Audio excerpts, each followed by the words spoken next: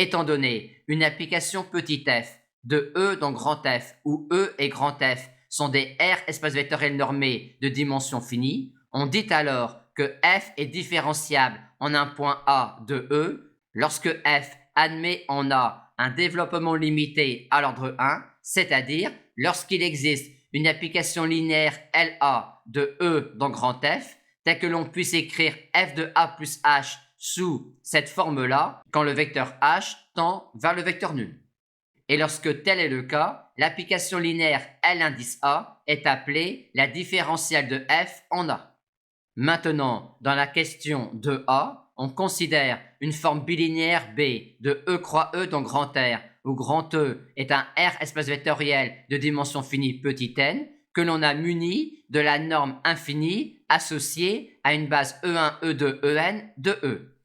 Et on nous demande alors de montrer qu'il existe un réel C positif tel que pour tout vecteur xy de E, la valeur absolue de b de xy soit inférieure ou égale à c multiplié par la norme infinie de x multiplié par la norme infinie de y. Pour cela, on considère des vecteurs x, y quelconques de E et on les décompose dans la base E1, E2, En, ce qui nous permet, en tenant compte du caractère bilinéaire de B, d'avoir cette expression-là de B de xy.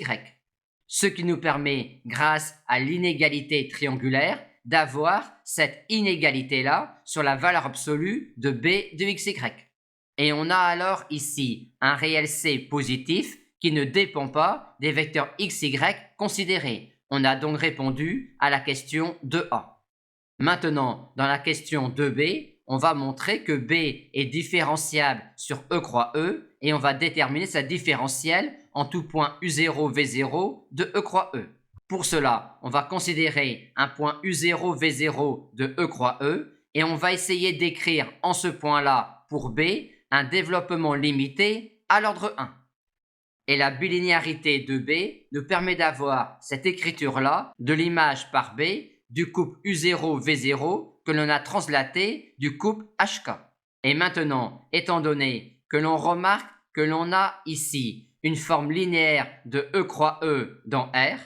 pour conclure, il reste alors uniquement à montrer que cette quantité-là est un petit taux de la norme du couple HK quand le couple HK tend vers le couple 0,0. Pour cela, on utilise l'inégalité de A qui nous permet de dire, étant donné que la norme de H infini est un grand taux de la norme du couple HK, et de même pour la norme de K infini, que B de HK est un grand taux de la norme du couple HK au carré. Par conséquent, B de HK est bien un petit taux de la norme du couple HK, ce qui achève de démontrer que l'on a ici un développement limité de B à l'ordre 1 en le couple U0, V0, ce qui démontre que B est différenciable en chaque point U0, V0 de E croix E et que la différentielle de B en le point U0, V0 est la forme linéaire qui est un couple HK lui associe B au point H, V0 plus B